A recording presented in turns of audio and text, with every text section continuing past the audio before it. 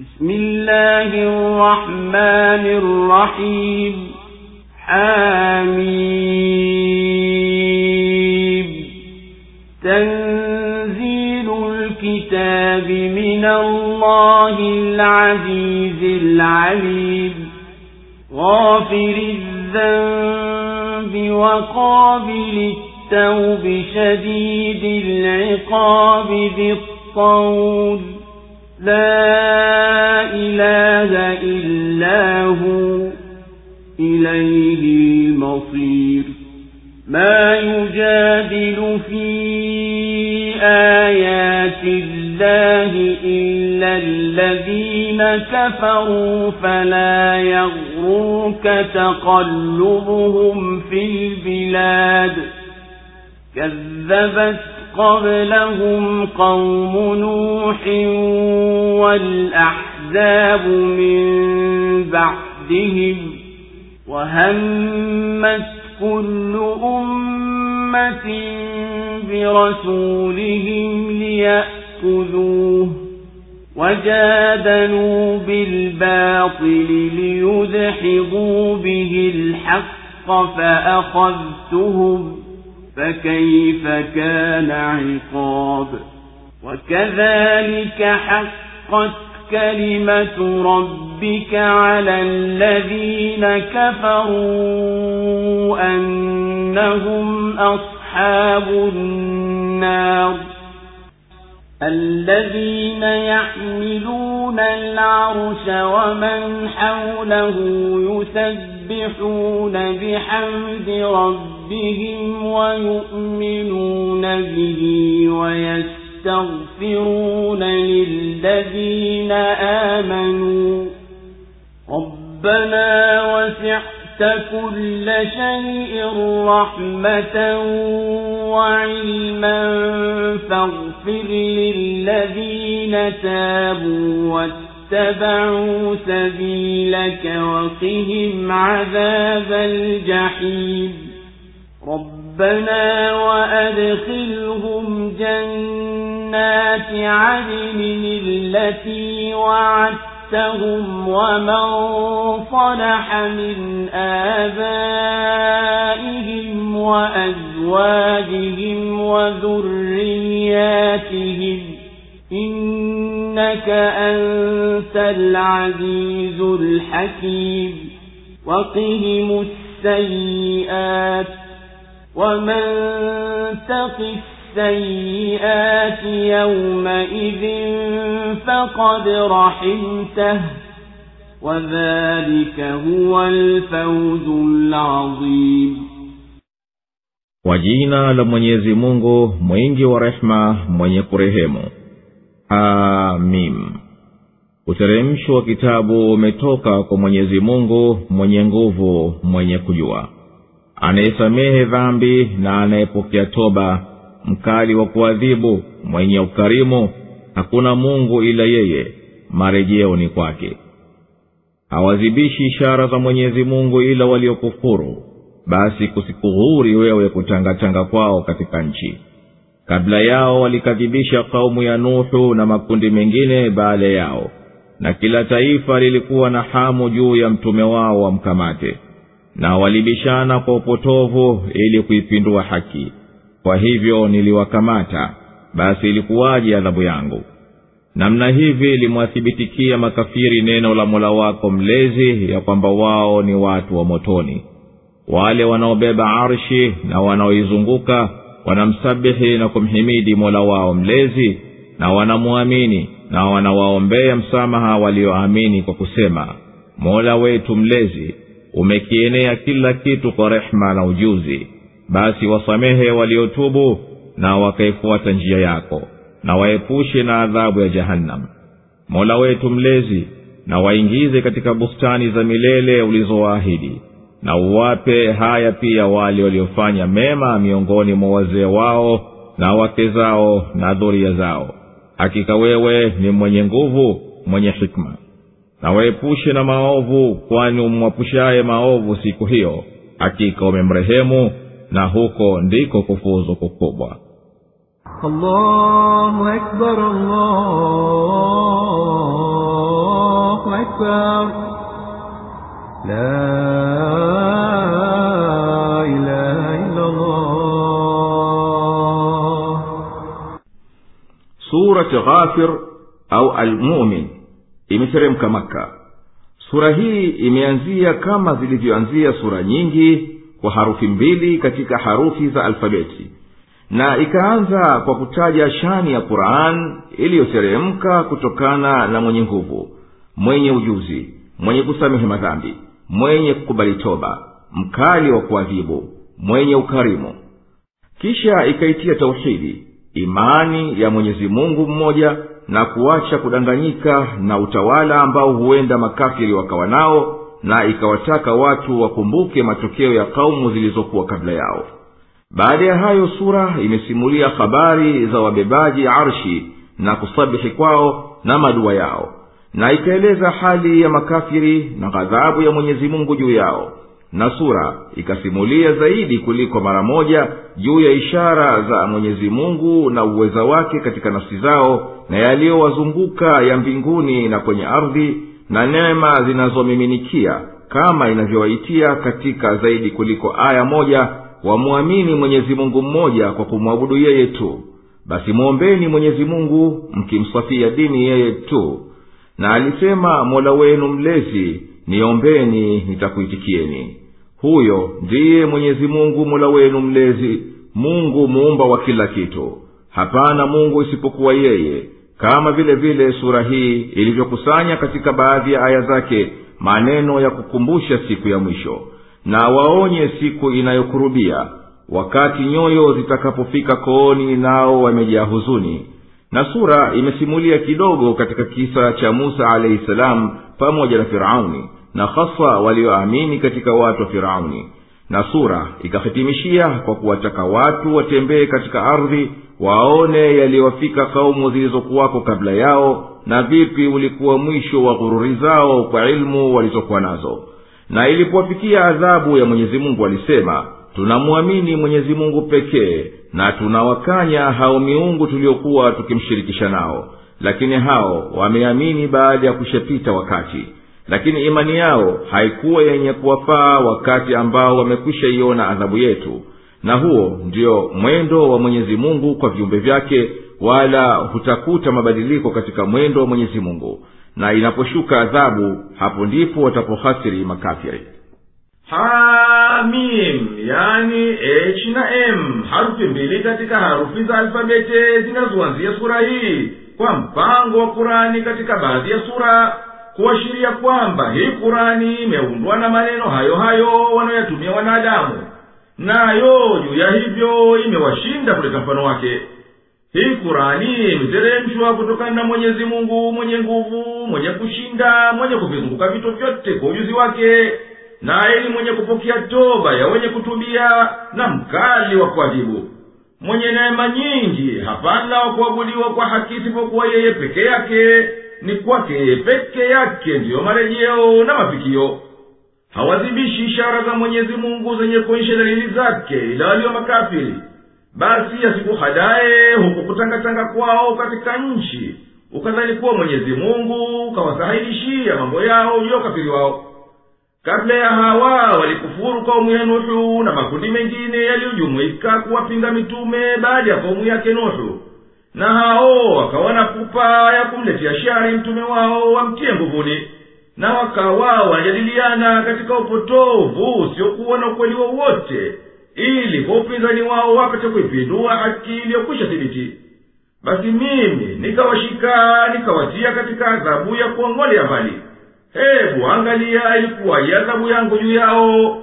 Na kila lilipothibiti neno la adhabu juu ya mataifa yaliyokadhibisha manabii wao, basi kadhalika lilithibiti neno la Mola wako mlezi juu ya hao wanaokukanusha wewe, ewe Muhammadi, kwani hao ni watu wa motoni kwa kuwa wamekhiari ukafiri kuliko imani.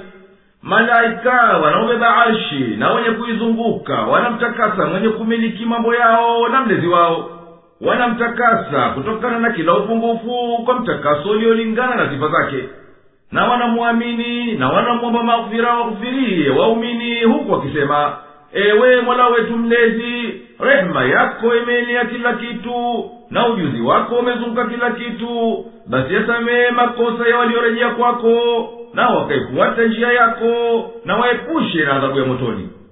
Na malaika hawa husema, ewe Mola wetu mlezi, waingize waumini katika mabustani ya milele uliowaahidi kwa ndimi za mitume wako, na pia waingize pamoja nao waliowema katika wazazi wao na wake zao na dhuria zao. Hakika wewe peke yako ndiyo mwenye kushinda, wala hushindiki, mwenye hikma usiyekosa. Na usema katika dua zao, waepushe waumini malipo ya madhambi yao, na unayemuepusha wewe na malipo ya madhambi yake siku ya malipo, basi hakika ndiyo umemrehemu kwa fadhila yako. Kuepushwa na malipo ya madhambi ndiyo ushindi uliofikiria ukomo mkubwa mno.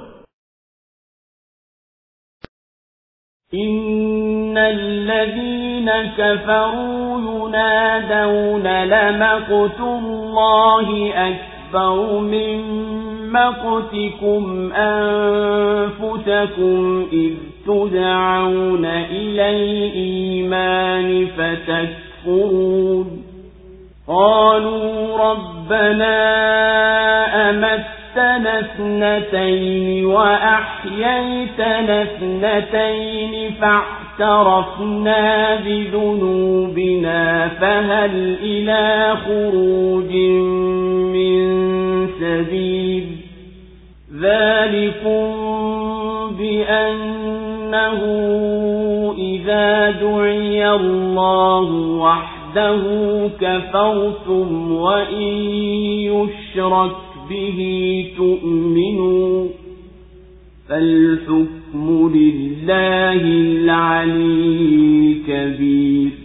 هو الذي يريكم آياته وينزل لكم من السماء رزقا وما يتذكر إلا من ينيب. فادعوا الله مخلصين له الدين ولو كره الكافرون. رفيع الدرجات ذو العرش يلقي الروح من أمره على من يشاء من عباده لينذر يوم التلاق يوم هم بارزون لا يخفى على الله منهم شيء. لمن الملك اليوم؟ لله الواحد القهار.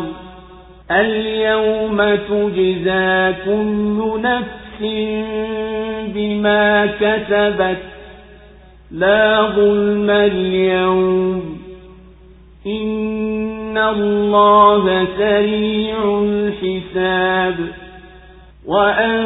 وأنذرهم يوم الآزفة إذ القلوب لدى الحناجر كاظمين ما للظالمين من حميم ولا شفيع يطاع.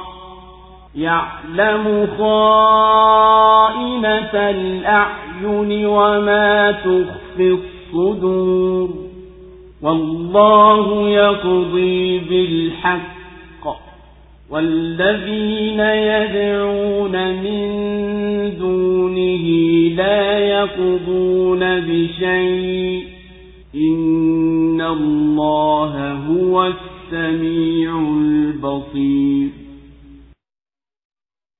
Kwa hakika wale waliokufuru watanadiwa, bila shaka kukuchukieni Mwenyezi Mungu ni kukubwa kuliko kujichukia nyinyi nafsi zenu mlipokuwa mnaitwa kwenye imani nanyi mkakataa. Watasema, Mola wetu mlezi, umetufisha mara mbili na umetuhuisha mara mbili, basi tunakiri madhambi yetu, basi je, ipo njia ya kutoka? Hayo ni hivyo kwa sababu mlikuwa akiombwa Mwenyezi Mungu peke yake mnakataa, na akishirikishwa mnaamini. Basi hukumu ni ya Mwenyezi Mungu mtukufu mkuu. Yeye ndiye anayekuonyesheni ishara zake na anakuteremshieni kutoka mbinguni riziki, na hapana anayekumbuka ila anayerejea. Basi muombeni Mwenyezi Mungu mkimsafia dini yeye tu, na wangachukia makafiri. Yeye ndiye mwenye vyeo vya juu, mwenye arshi, hupeleka roho kwa amri yake juu ya amtakaye katika waja wake, ili kuonya kwa siku ya mkutano, siku watakayodhihiri wao. Hapana kitakachofichikana chochote chao kwa Mwenyezi Mungu. Ufalme ni wa nani leo? Ni wa Mwenyezi Mungu mmoja mtenda nguvu. Leo kila nafsi italipwa kwa iliyoyachuma. Hapana dhulma leo. Hakika Mwenyezi Mungu ni mwepesi wa kuhesabu. Na waonye siku inayokurubia, wakati nyoyo zitakapofika kooni, nao wamejaa huzuni. Madhalim hawatakuwa na rafiki wala muombezi wa kuitikiwa. Anajua khiana ya macho na yanayoficha vifua. Na Mwenyezi Mungu huhukumu kwa haki, lakini hao wanaowaomba badala yake hawahukumu chochote. Hakika Mwenyezi Mungu ndiye mwenye kusikia, mwenye kuona. Allahu Akbar, Allahu Akbar. La ilaha illa Allah. Hakika waliokufuru watanadiwa waambiwe, bila shaka chuki ya Mwenyezi Mungu na bughudha yake kwenu ni kubwa kuliko chuki zenu wenyewe zilizokupelekeni mkapata adhabu pale mlipoitiwa kwenda kwenye imani mara kwa mara, nanyi mtakimbilia kwenye ukafiri. Makafiri watasema, Mola wetu mlezi, umetufisha vifo viwili, kifo kimoja katika uhai wetu wa duniani na kifo kingine katika uhai wetu wa barzakh, yani kaburini, na ukatuhuisha mara mbili. Mara moja ndio ya uhai wetu wa duniani, na mara ya pili ni wakati wa kufufuliwa kutoka makaburini. Basi hebu ipo njia ya kutoka kwetu kwenye adhabu. Na huenda yakaonyesha uhai wa barzakh ambao ni uhai mahsusi, hatujui hakika yake, aliyataja Mwenyezi Mungu mtukufu katika kauli yake juu ya watu wa Firauni. Moto unadhihirishiwa asubuhi na jioni, na siku itapofika saa ya kiyama patanenwa, waingizeni watu wa Firauni katika adhabu kali kabisa. Na kauli yake mtukufu, wala usiwadhanie wale waliouliwa katika njia ya Mwenyezi Mungu kuwa ni maiti, bali ni wahai, wanaruzukiwa kwa Mola wao mlezi. Hiyo ni adhabu mlio nayo, kwani mwendo wenu duniani ni kuwa akitajwa Mwenyezi Mungu peke yake nyinyi mnakufuru, na pindi akishirikishwa na mwinginewe ndiyo mnaamini. Na ikiwa huu ndiyo mwendo wenu, basi mnastahiki kweli malipo ya ushirikina wenu. Basi hukumu ni ya Mwenyezi Mungu mtukufu mkuu, ambaye humlipa aliyekufuru kwa anavyostahiki. Mwenyezi Mungu ambaye anakuonyesha dalili za uweza wake, basi anakuteremshieni kwa maslaha yenu maji kutoka mbinguni, ambayo ni sababu ya riziki zenu. Na hapana anayewaidhika kwa haya ila mwenye kurejea atazifikiria ishara za Mwenyezi Mungu. Basi muabuduni Mwenyezi Mungu mkimsafia yeye ibada, na hata walau wakichukia makafiri ibada yenu na ikhlasi yenu.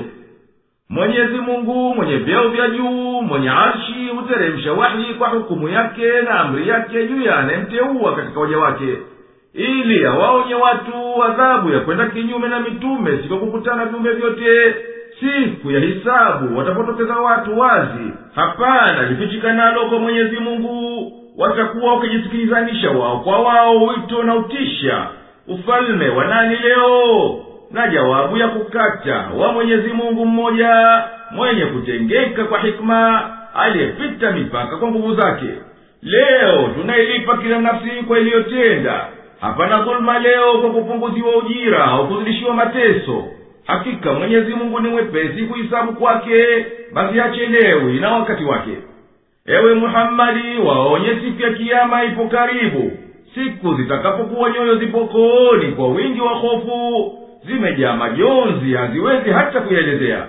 Waliojidhulumu nafsi zao kwa ukafiri hawatakuwa na jamaa wala muombezi wa kuwatii katika amri yao. Na yeye subhanahu analijua jicho linalohuni na siri zilizofichikana vifuani. na Mwenyezi Mungu anahukumu kwa uadilifu, na hao miungu ya uongo wanaoiomba badala ya Mwenyezi Mungu haihukumu chochote, kwa kuwa haiwezi kitu. Hakika Mwenyezi Mungu peke yake ndiye mwenye kuvizunguka vyote vinavyosikia na vinavyoona. أَوَلَمْ يَسِيرُوا فِي الْأَرْضِ فَيَنظُرُوا كَيْفَ كَانَ عَاقِبَةُ الَّذِينَ كَانُوا مِنْ قَبْلِهِمْ كَانُوا هُمْ أَشَدَّ مِنْهُمْ قُوَّةً وَآثَارًا فِي الْأَرْضِ فَأَخَذَهُمُ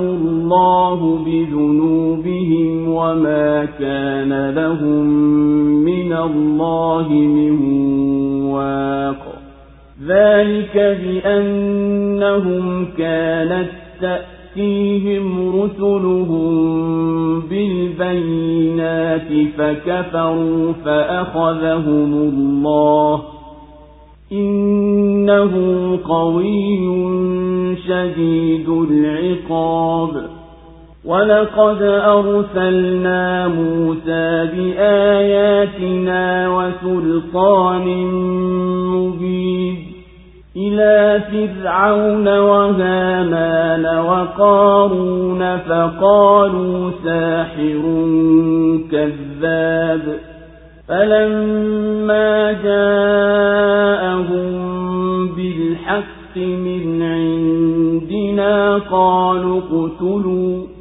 قَالُوا اقْتُلُوا أَبْنَاءَ الَّذِينَ آمَنُوا مَعَهُ وَاسْتَحْيُوا نِسَاءَهُمْ وَمَا كَيْدُ الْكَافِرِينَ إِلَّا فِي ضَلَالٍ وَقَالَ فِرْعَوْنُ ذَرُونِي أَقْتُلْ مُوسَى وَلْيَدْعُ رَبَّهُ إِنِّي أَخَافُ أَن يُبَدِّلَ دِينَكُمْ أَوْ أَن يُظْهِرَ فِي الْأَرْضِ الْفَسَادَ وَقَالَ مُوسَى إِنِّي عُذْتُ بِرَبِّي وَرَبِّكُمْ مِنْ كُلِّ مُتَكَبِّرٍ لَا يُؤْمِنُ بِيَوْمِ الْحِسَابِ.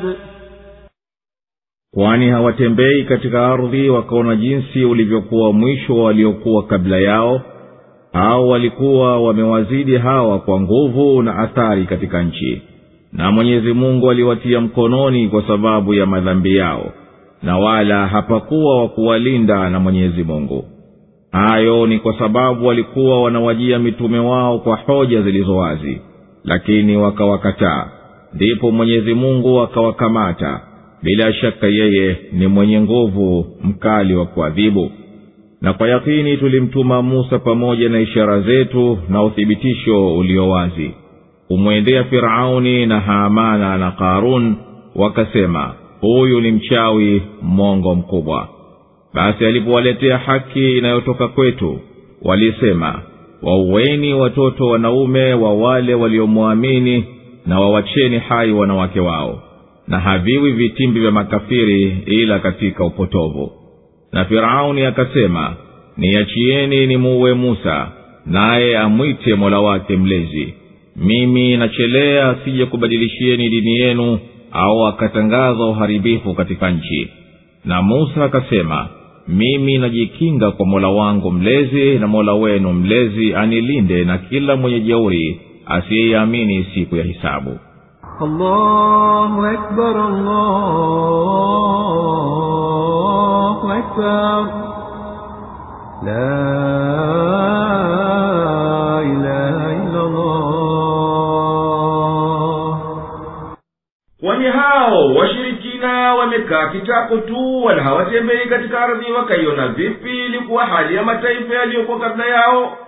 Walikuwa wana nguvu kuliko wao na walijenga zaidi kuliko hawa, nao Mwenyezi Mungu waliwaongolea mbali kwa madhambi yao, wala hawakuwa na mlinzi wa kuwalinda na adhabu ya Mwenyezi Mungu.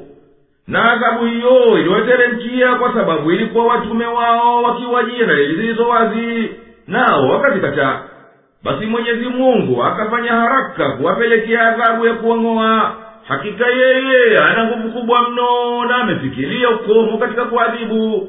Ninaapa kuwa tulimtuma Musa na miujiza yetu na ushahidi wenye uthibitisho ulio wazi kumpelekea Firauni na Hamana na Karuni. Wakasema huyu ni mchawi, kwa hiyo anayodai kuwa ni miujiza, na amepita mipaka kwa uongo katika madai yake kuwa yeye ni mtume aliyetoka kwa Mola wake mlezi.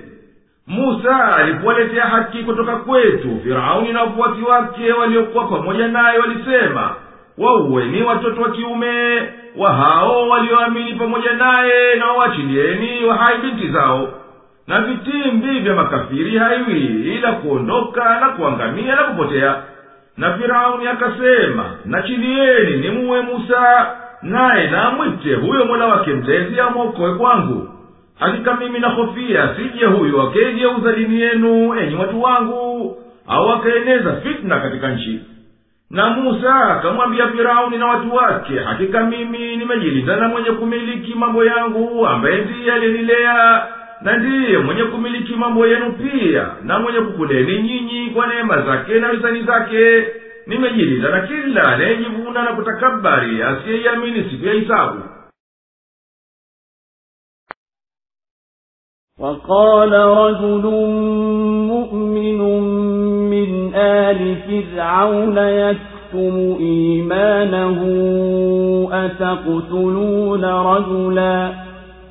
أتقتلون رجلا أن يقول ربي الله وقد جاءكم بالبينات من ربكم وإن يك كاذبا فعليه كذبه وإن يك صادقا يصبكم بعض الذي يعدكم إن الله لا يهدي من هو مسرف كذاب يا قوم لكم الملك اليوم ظاهرين في الأرض فمن ينصرنا من بأس الله إن جاءنا قال فرعون ما أريكم إلا ما أرى وما أهديكم إلا سبيل الرشاد وقال الذي آمن يا قوم إني أخاف عليكم مثل يوم الأحزاب مثل دأب قوم نوح وعاد وثمود والذين من بعدهم وما الله يريد ظلما للعباد ويا قوم إني أخاف عليكم يوم التناد يوم تولون مدبرين ما لكم من الله من عاصم ومن يضلل الله فما له من هاد ولقد جاءكم يوسف من قبل بالبينات فما زلتم في شك مما جاءكم به حتى إذا هلك قلتم لن يبعث الله من بعده رسولا كذلك يضل الله من هو مسرف مرتاب الذين يجادلون في آيات الله بغير سلطان أتاهم كبر مقتا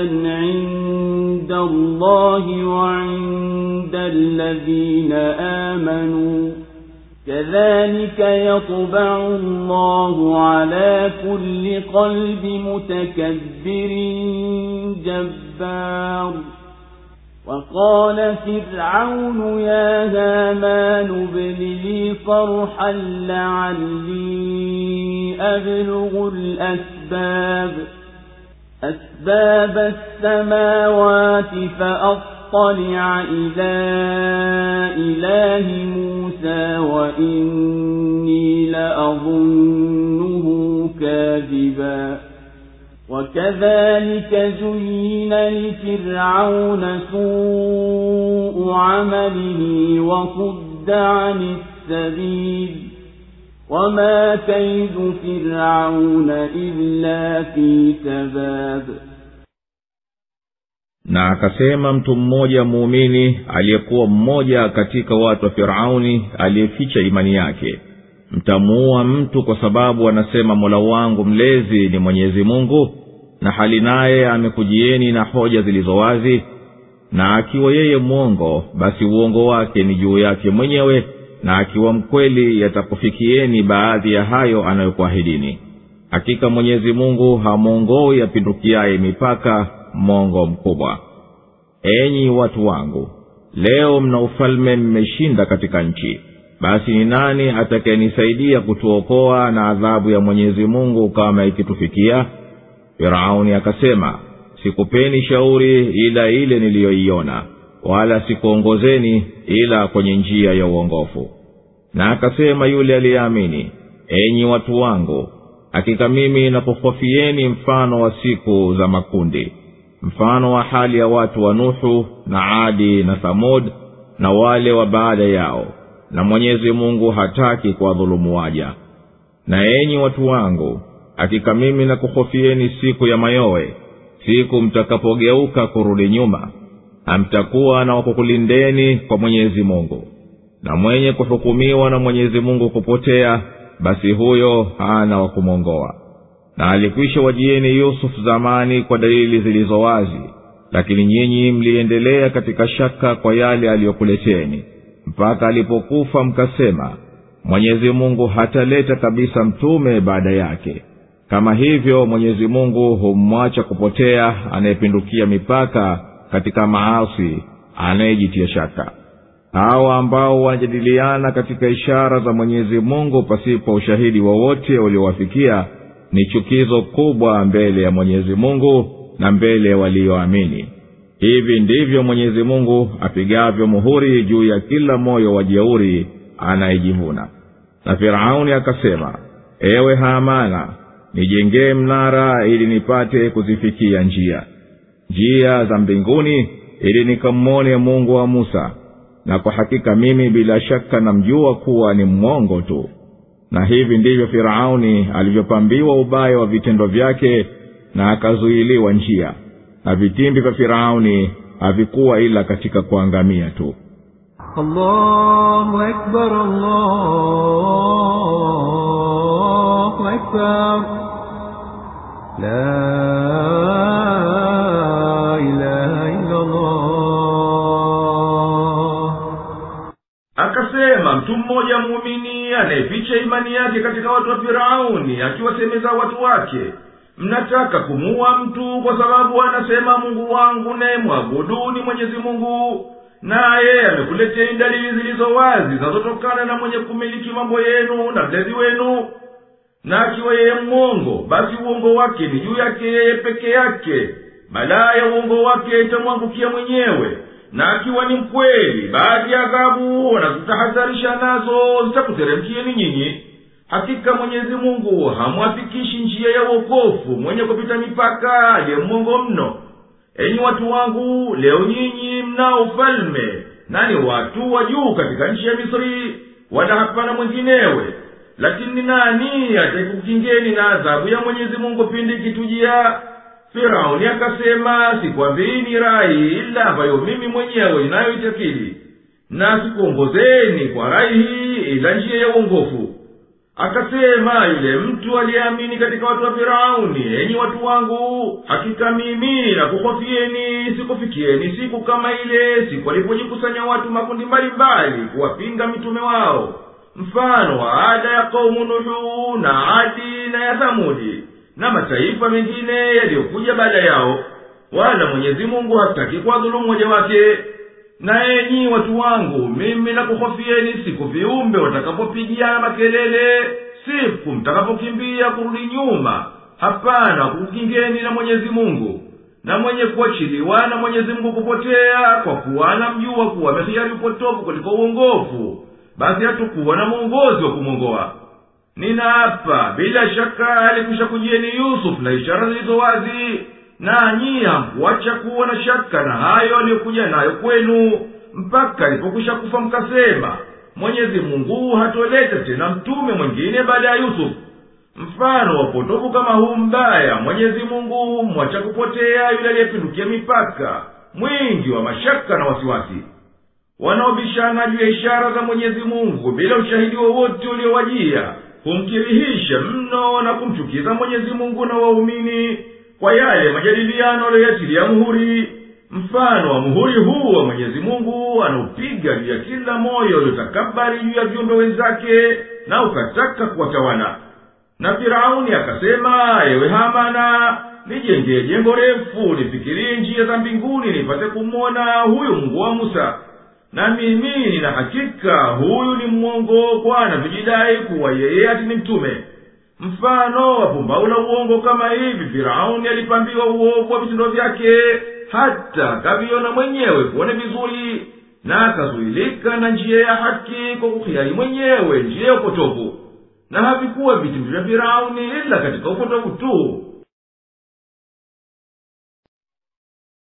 وقال الذي آمن يا قوم اتبعون أهدكم سبيل الرشاد يا قوم إنما هذه الحياة الدنيا متاع وإن الآخرة هي دار القرار من عمل سيئة فلا يجزى إلا مثلها ومن عمل صالحا من ذكر أو أنثى وهو مؤمن فأولئك يدخلون الجنة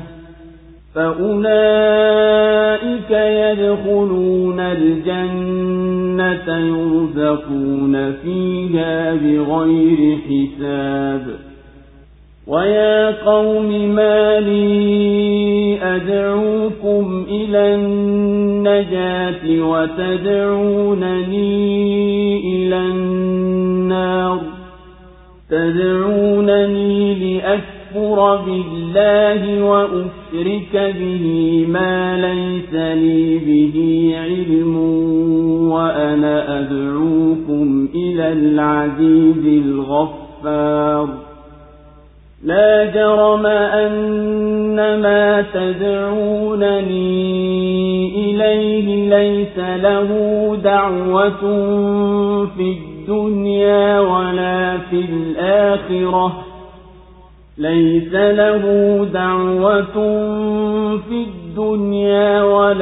الآخرة وأن مردنا إلى الله وأن المسرفين هم أصحاب النار فستذكرون ما أقول لكم وأفوض أمري إلى الله إن الله بصير بالعباد فوقاه الله سيئات ما مكروا وحاق بآل فرعون سوء العذاب النار يعرضون عليها غدوا وعشيا ويوم تقوم الساعة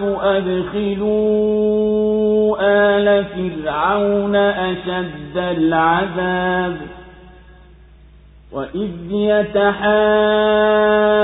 يتحاجون في النار فيقول الضعفاء للذين استكبروا إنا كنا لكم تبعا فيقول الضعفاء للذين استكبروا إنا كنا لكم تبعا فهل أنتم مغنون عنا نصيبا من النار قال الذين استكبروا إنا كل فيها إن الله قد حكم بين العباد وقال الذين في النار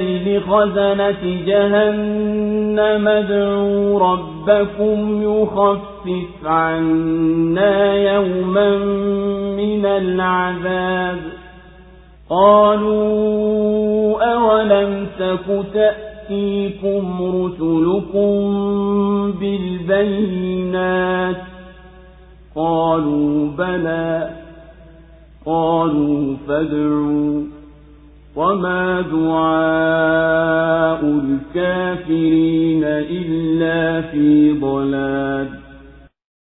Na yule aliyeamini alisema, enyi watu wangu, nifuateni mimi, nitakuongozeni njia ya uongozi mwema. Enyi watu wangu, hakika haya maisha ya dunia ni starehe ipitayo tu, na hakika akhera ndiyo nyumba ya daima.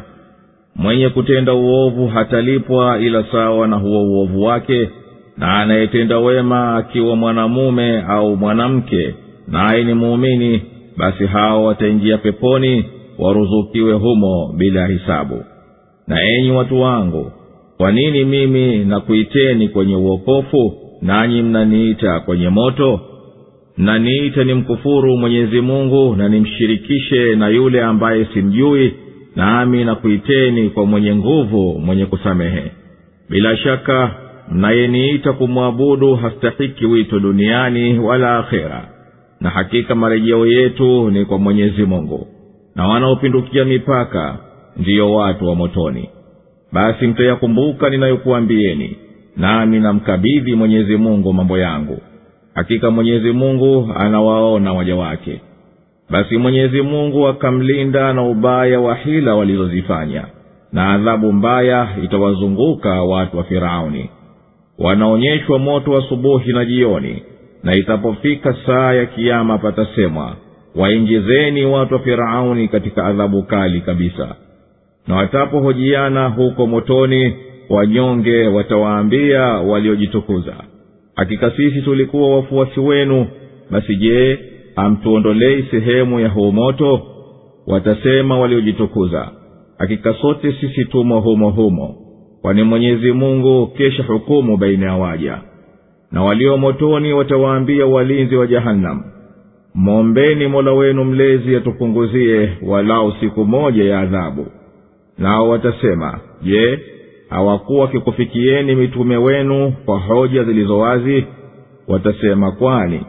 Watasema, basi ombeni, na maombi ya makafiri hayawi ila ni kupotea bure. Allahu Akbar, Allahu Akbar, la ilaha illa Allah. Na akasema yule aliyeamini katika watu wa Firauni, enyi watu wangu, nifuateni mimi, nitakuongozeni njia njema. Enyi watu wangu, haya maisha ya duniani si chochote, na ni kama starehe ya muda mwenye kupanda kipando, inakwisha upesi. Na makazi ya akhera hayo tu peke yake ndiyo makazi ya kudumu. Mwenye kutenda uovu duniani hatolipo kwa uovu huo huko akhera ila kwa mfano wake. Na mwenye kutenda wema akiwa mwanamume au mwanamke naye ni muumini, basi hao wataingia peponi watakaporuzukiwa bila kipimo cha kuhesabiwa na wenye kuhesabu. Na enyi watu wangu, kwani mimi nina nini? Mimi nakuiteni mfuate njia za kuokoka, na nyinyi mnaniita ningie motoni. Mnaniita nimkufuru Mwenyezi Mungu kwa kumshirikisha yeye na vitu nisivyovijua, na hali mimi na kuitieni mwende kwa mwenye nguvu asiyeshindwa, mwingi wa kusamehe madhambi. Bila shaka yeyote huyo Mungu mnayoniita ni mwabudu hana wito wowote unaostahiki kuitikiwa wala duniani wala akhera. Na hakika marejeo yetu sote ni kwa Mwenyezi Mungu, na wenye kupita mipaka ndio watu wa motoni, wala si waumini waliokaa sawa. Basi watakuja jua ukweli walilokuambieni, na mimi namtegemezea mambo yangu Mwenyezi Mungu. Hakika jicho la Mwenyezi Mungu limewaenea waja wake wote, na yeye ni mwenye kuwalipa kwa vitendo vyao. Mwenyezi Mungu akamlinda yule muumini katika watu wa Firauni mateso ya vitimbi vyao, na ikawazunguka watu wa Firauni adhabu mbaya, nayo ni moto wanaoujia asubuhi na jioni. Haya ni ya duniani, na wapo katika ulimwengu wa barzakhi, kaburini. Na siku ya Kiyama atasema Mwenyezi Mungu, waingizeni watu wa Firauni kwenye adhabu iliyokali kabisa.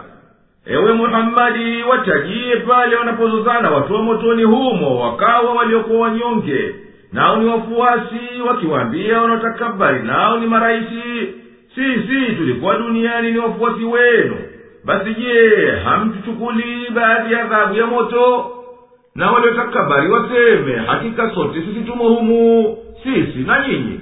Hakika Mwenyezi Mungu amehukumu kwa haki baina ya waja, basi kila mmoja wetu amepata adhabu aliyohukumiwa juu yake. Watasema walio motoni, wanyonge na wakuu, kuambia walinzi wa Jahanamu wakiwaomba msaada, muombeni Mungu wenu watupunguzie japo siku moja tupumzike na adhabu. Walinzi wa Jahanamu watawaambia kwa kuwa hizi, kwani hamkunabihika kwa yaliyokuwa mkiteremshiwa, na hali walikuwa kikujieni mitume na ushahidi ulio wazi? Na watasema watu wa motoni, kwani walitujia mitume na sisi tukakadhibisha. Walinzi wakasema, ikiwa mambo ni hivyo, basi waombeni nyinyi, lakini madua ya makafiri hayana ila kupotea bure. إنا لننصر رسلنا والذين آمنوا في الحياة الدنيا ويوم يقوم الأشهاد يوم لا ينفع الظالمين معذرتهم ولهم اللعنة ولهم سوء الدار. ولقد آتينا موسى الهدى وأورثنا بني إسرائيل الكتاب هدى وذكرى لأولي الألباب.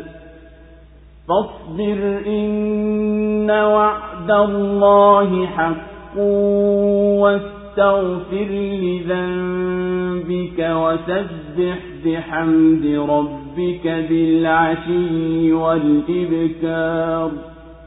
إن الذين يجادلون في آيات الله بغير سلطان أتاهم إن في صدورهم إلا كبر ما هم ببالغيه فاستعذ بالله إنه هو السميع البصير. لخلق السماوات والأرض أكبر من خلق الناس ولكن أكثر الناس لا يعلمون. وما يستوي الأعمى والبصير والذين آمنوا وعملوا الصالحات ولا المسيء قليلا ما تتذكرون. إن الساعة لآتية لا ريب فيها ولكن أكثر الناس لا يؤمنون.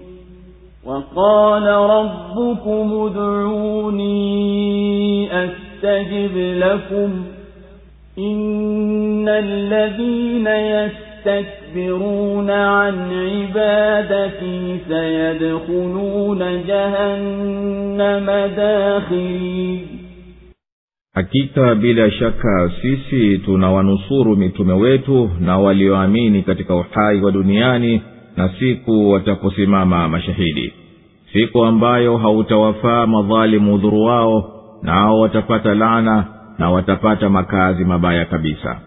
Na kwa hakika tulimpa Musa uongofu na tukawarithisha wana wa Israeli kitabu ambacho ni uongofu na ukumbusho kwa wenye akili. Basi subiri, hakika ahadi ya Mwenyezi Mungu ni kweli.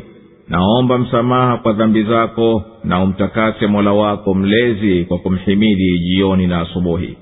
Hakika hao wanaobishana katika ishara za Mwenyezi Mungu bila ya uthibitisho wowote uliowajia, hawana vifuani mwao ila kutaka ukubwa tu, na wala huo hawaufikiri.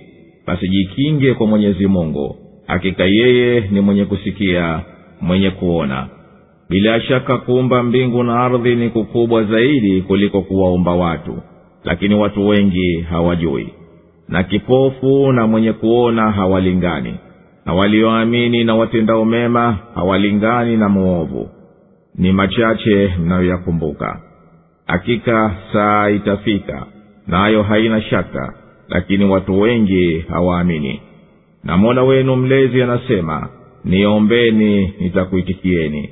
Kwa hakika wale ambao wanajivuna na kuniabudu mimi wataingia jahannam wadhalilike. Allahu Akbar, Allahu Akbar, la ilaha illa Allah. Hakika sisi bila shaka tunanusuru mitume wetu na waumini katika maisha duniani kwa kulipiza juu ya maadui wao na kusimamisha hoja juu yao. Na siku ya kiyama watasimama mashahidi washuhudie kwamba mitume wamefikisha ujumbe wao, na washuhudie kwamba makafiri waliukadhibisha, siku ambayo madhalimu hautawafaa udhuru wao kwa yale walioyakosa kuyatenda duniani. Nao watapata laana, yani watafukuzwa kwenye rehema, na watapata makazi maovu kabisa. Na hapa kwamba tulimpa Musa cha kuongea kwendea haki, na tukawarithisha wana wa Israeli Taurati yenye kuongoa na yenye kuwakumbusha wenye akili zilizo nzima. Ikiwa umejua tuliokusimulia, basi subiri ewe Muhammadi kwa maudhi yanayokupata. Hakika ahadi ya Mwenyezi Mungu ya kukunusuru wewe na kuwanusuru waumini ni kweli isiyogeuka. Nataka maghfira kutoka kwa Mola wako mlezi kwa hayo ambayo kwa mnasaba wako wewe huhesabiwa kuwa ni dhambi, na mtakase Mola wako mlezi na kila upungufu kwa mtakaso unaoambatana na kumsifu jioni na asubuhi. Hakika hao wanajadili katika dalili za Mwenyezi Mungu bila ya hoja iliyotokana na yeye mtukufu. Hamna vifuani mwao ila kutaka ulua ubora wasifuate haki, wala huko kutaka kwao ulua ubora hapafikishi walitakalo. Basi wewe iombe hifadhi kutokana na Mwenyezi Mungu, kwani yeye hakika ni mwenye kuenea kila kitu, kusikia kwake na kuona kwake.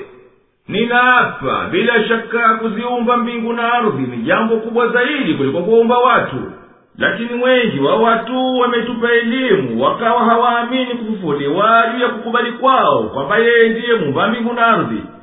Na hawawisawa kipofu asiyeiona haki na mwenye kuijua, wala hawawisawa wema wenye kuamini na wakatenda mema na muovu wa itikadi na vitendo. Ni kwa uchache mno ndiyo mnakumbuka enyi watu. Hakika kiyama kitakuja tu, hapana shaka yoyote, na lakini wengi wa watu hawasadiki. Na anasema muumba wenu na mwenye kumiliki mambo yenu yote, niombeni nami nitakupeni. Hakika wale wanatakabari hata wakakataa kuniomba wataingia jahanamu, nao ni madhalili wanyonge. الله الذي جعل لكم الليل لتسكنوا فيه والنهار مبصرا إن الله لذو فضل على الناس ولكن أكثر الناس لا يشكرون ذلكم الله ربكم خالق كل شيء لا إله إلا هو فأنى تؤفكون كذلك يؤفك الذين كانوا بآيات الله يجحدون الله الذي جعل لكم الأرض قرارا والسماء بناء وصوركم فأحسن صوركم ورزقكم من الطيبات ذلكم الله ربكم فتبارك الله رب العالمين هو الحي لا إله إلا هو فادعوه مخلصين له الدين الحمد لله رب العالمين قل إني نهيت أن أعبد الذين تدعون من دون الله لما جاءني البينات من ربي وأمرت أن أسلم لرب العالمين هو الذي خلقكم من تراب ثم من نطفة ثم من علقة ثم يخرجكم طفلا ثم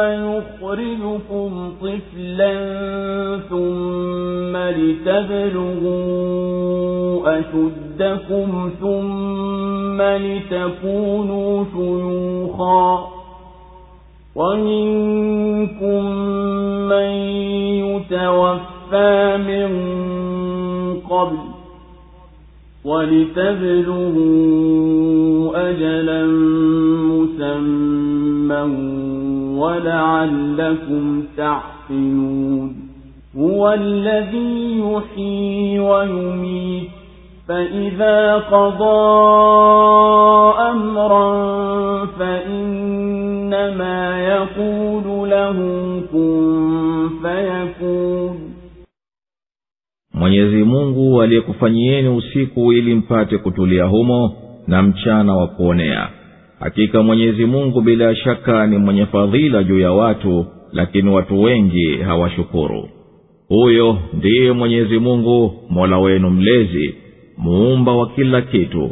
Hapana Mungu ila yeye, basi mnageuzwa wapi? Namna hivi ndivyo walivyogeuzwa waliokuwa wakizikataa ishara za Mwenyezi Mungu. Ni Mwenyezi Mungu aliyekufanyieni ardhi kuwa ni pahala pa kukaa na mbingu kuwa dari, na akakutieni sura na akazifanya nzuri sura zenu na akakuruzukuni vitu vizuri. Huyo ndiye Mwenyezi Mungu, Mola wenu mlezi. Basi ametukuka Mwenyezi Mungu, Mola mlezi wa walimwengu wote. Yeye ndiye aliye hai, hapana Mungu isipokuwa yeye. Basi muabuduni yeye mkimsafishia dini yeye. Sifa njema zote ni za Mwenyezi Mungu, Mola mlezi wa walimwengu wote. Sema, mimi nimekatazwa kuwaabudu hao mnaowaomba badala ya Mwenyezi Mungu, ziliponijia hoja zilizodhahiri kutokana na Mola wangu mlezi. Na nimeamrishwa nisilimu kwa Mola wa walimwengu wote. Yeye ndiye aliyekuumbeni kwa udongo, kisha kwa tone la manii, kisha kwa pande la damu, kisha akakutoeni katika hali ya mtoto mchanga, kisha mpate kufikilia utu uzima, kisha mpate kuwa wazee. Na kati yenu wapo wanaokufa kabla, na ili mfikie muda uliokwisha wekwa, na ili mpate kufahamu. Yeye ndiye anayehuisha na anayefisha. Akihukumu jambo liwe, basi huliambia kuwa, likawa. Allahu Akbar, Allahu Akbar, la ilaha illa Allah. Mwenyezi Mungu peke yake ndiye aliyekujalieni usiku mpate kutua ndani yake mpumzike na kazi, na mchana wenye mwangaza mpate kufanya kazi ndani yake. hakika Mwenyezi Mungu bila shaka ni mwenye fadhila kuu juu ya watu, lakini watu wengi hawamshukuru juu ya neema zake. Huyo mwenye kukuneemesheni kwa neema hizi tukufu ndiye Mwenyezi Mungu, mwenye kumiliki mambo yenu, muumba wa kila kitu. Hapana wakaabudiwa kwa haki ila yeye.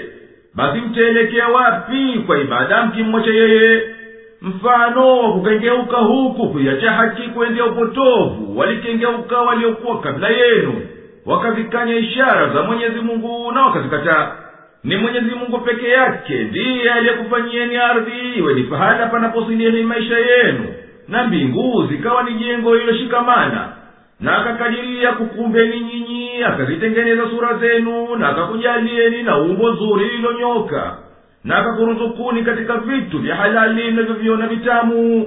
Mneemesha huyo kwa neema hizi ndiye Mwenyezi Mungu Mola wenu mlezi. Basi ametukuka Mwenyezi Mungu mwenye kumiliki ulimwengu wote na mwenye kulea. Yeye pekee mwenye uhai wa daima dawamu, hapana wa kuabudiwa kwa haki ila yeye. Basi mwelekeeni yeye kwa kumuomba mkimsafia ibada yeye. Sifa njema zote ni haki iliyothibiti kwa Mwenyezi Mungu Mola mlezi wa viumbe vyote. Ewe mtume, sema hakika mimi nimekatazwa kuiabudu miungu mnayoiabudu nyinyi badala ya Mwenyezi Mungu. Ziliponijia hoja kutoka kwa Mola wangu mlezi, na nikaamrishwa nimfuate Mwenyezi Mungu Mola mlezi wa walimwengu wote katika mambo yangu yote. Mwenyezi Mungu peke yake ndiye aliyekuumbeni enyi wanadamu kutokana na udongo, kisha kaugeuza udongo kawatone la manii, kisha kalifanya tone la manii kuwa pande la damu iliyogandana, kisha kakutoweni kwenye matumbo ya mama zenu kuwa ni watoto wachanga, kisha akaukuza umri wenu mpaka mkakamilika nguvu zenu na akili, tena ukawa mrefu umri wenu mpaka mkawa wazee. Na wako kati yenu wanaokufa kabla ya kufikia ujana au uzee. Na Mwenyezi Mungu akakuumbeni kwa namna hii ili mfikirie wakati maalum kwake yeye, nao ni wakati wa kufufuliwa, na kwa ajili mpate kupima na kufahamu hikma na mazingatio katika mageuzi haya. Yeye ndiye aliyekuumbeni kwa udongo, kisha kwa tone la manii, kisha kwa pande la damu na kadhalika. Maoni juu ya tone la manii, pande la damu na pande la nyama yamo katika aya ya 7, ya 8 na ya 9 sura As-Sajda, aya 12, 13 na 14 sura Al-Mu'minun, aya 67 sura Ghafir, 5 sura Al-Hajj. Neno nutfa katika lugha hutumika kwa maana ya manii ya mwanamume. Tukirejea kwenye aya tukufu sura 75 aya 37, je, hakuwa tone la manii iliyoshushiwa? Inadhihiri kwa makusudi kwa tone la manii ni sehemu maksusi ya manii, na elimu ya sayansi imevumbua kuwa makusudi ya sehemu hiyo ni kile kijidudu kinachoshushiwa, ambacho kinachochukuliwa na maji yanayoshushwa na kidudu hicho sperm, ambacho kikiingia kwenye kijiyai waidha Kiarabu au ovum kwa Kizungu cha mwanamke, ndiyo huumbika mtoto. Al-alaka katika maana zake kilugha ni damu iliyoganda au inayotiririka iliyo nyekundu mno, na kisayansi maana yake ni khalaya au seli za embryo, mtoto ndani ya tumbo la mama lililogandamana taallaka na ukuta wa tumbo la uzazi baada ya kwisha ingia na kidudu cha ume na yai la uke, na ikapatikana khalaya moja ambayo ikagawika ikawa khalaya kadhaa wa kadhaa zinazoendea kwenye ukuta wa tumbo la uzazi kwenda kujibandika na huzua hapo kumwagika damu.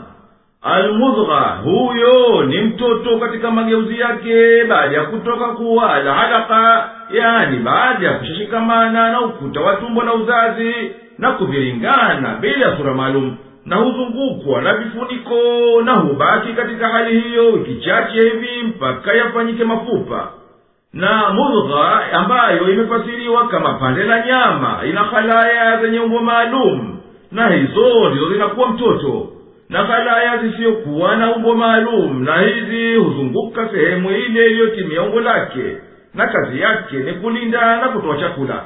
Mafupa, elimu ya mimba embryology imethibitisha karibuni kuwa mafupa yanadhihiri katika tabaka ya katikati katika khalaya za mudgha baada ya kutoka kiwango cha kugawanyika khalaya za viungo. Mwenyezi Mungu ndiye anayehuisha na kufisha. Akitaka jambo lolote kulidhihirisha katika kuwepo, basi uliambia kuwa, na huwa bila taakhira. ألم تر إلى الذين يجادلون في آيات الله أنى يصرفون الذين كذبوا بالكتاب وبما أرسلنا به رسلنا فسوف يعلمون إذ الأغلال في أعناقهم والسلاسل يسحبون في الحميم ثم في النار يسجرون ثم قيل لهم أين ما كنتم تشركون من دون الله قالوا ضلوا عنا بل لم نكن ندعو من قبل شيئا كذلك يضل الله الكافرين ذلكم بما كنتم تفرحون في الأرض بغير الحق وبما كنتم تمرحون ادخلوا أبواب جهنم خالدين فيها فبئس مثوى المتكبرين فاصبر إن وعد الله حق فإما نرينك بعض الذي نعدهم أو نتوفينك فإلينا يرجعون ولقد أرسلنا رسلا من قبلك منهم من قصصنا عليك ومنهم من لم نقصص عليك وما كان لرسول أن يأتي بآية إلا بإذن الله فإذا جاء أمر الله قضي بالحق وخسر هنالك المبطلون. waoni wale wanaobishana katika ishara za Mwenyezi Mungu wanageuziwa wapi, ambao wamekanusha kitabu na yale tuliyowatuma mitume wetu? Basi watakuja jua zitakapokuwa pingu shingoni mwao na minyororo, huku wanabururwa katika maji ya moto, kisha wanaunguzwa motoni. Tena wataambiwa, wako wapi mliokuwa mkiwashirikisha badala ya Mwenyezi Mungu? Watasema, wametupotea, bali tangu zamani hatukuwa tukiomba kitu. Hivyo ndivyo Mwenyezi Mungu anawaachia makafiri wapotelee mbali. Haya ni kwa sababu mlikuwa mkijitapa katika ardhi pasipo haki, na kwa sababu mlikuwa mkijishaua. Ingieni kwenye milango ya Jahannam, mdumu humo milele. Basi ni maovu yaliyoje makazi ya wanaotakabar. Basi subiri, hakika ahadi ya Mwenyezi Mungu ni ya kweli. Na ama tukikuonyesha baadhi ya yale tuliyowaahidi au tukikufisha, lakini wao watarudishwa kwetu tu. Na bila ya shaka tuliwatuma mitume kabla yako. Wengine katika hao tumekusimulia habari zao, na wengine hatukukusimulia. Na haiwi mtume alete ishara yoyote ila kwa idhini ya Mwenyezi Mungu. Basi ikija amri ya Mwenyezi Mungu huhukumiwa kwa haki, na hapo wapotofu watahasiri. Allahu Akbar, Allahu Akbar, la ilaha illa Allah. Huangalia hao wanaozozana katika ishara za Mwenyezi Mungu zilizo wazi, vipi walivyogeuzwa nadhari yao katika hizo, na wanaendelea kushikilia ule upotovu wao walionao. Walioikadhibisha Qur'ani na ujumbe tuliowatumia mitume wetu ufunuo wote, watakuja jua matokeo ya kukanusha kwao zitakapokuwa pingu na minyororo zipo shingoni mwao. wakibururwa kwazo katika maji yaliyofikia ukomo wa moto, tena baadaye watupwe motoni waokwe kwenye joto kali. Kisha waambiwe kwa kuwakejeli na kuwahizi, wako wapi hao miungu yenu mliokuwa mkiabudu badala ya Mwenyezi Mungu? Watasema makafiri, wametupotea, bali kwa hakika sisi hatukuwapo zamani duniani tukiabudu chochote. Katika mfano wa upotovu mbaya kama huu, ndiyo Mwenyezi Mungu anawawacha makafiri waipotee njia ya haki, kwa kujua kwake kwamba hao wamekhari upotovu kuliko uongofu. Makafiri wataambiwa adhabu hiyo ni kwa sababu ya mlivyokuwa katika dunia mkifurahi katika nchi kwa jambo zilizostahili kufurahikiwa, na kwa sababu ya kufurahikia kwenu kwa maudhi yaliyokuwa yakiwasibu manabii wa Mwenyezi Mungu na vipenzi vyake. Basi ingieni kwenye milango ya jehanamu, ambako mmekadiriwa mkae daima dawamu. Pahala paovu kabisa pa kukaa wenye kujivuna ni jehanamu. Subiri ewe Muhammadi, hakika ahadi ya Mwenyezi Mungu kwako ya kwamba atawaadhibu maadui wako ni kweli, sio na shaka yoyote, na adhabu itawafikia tu, ama wakati wa uhai wako au wakati utaporejea wao kwetu.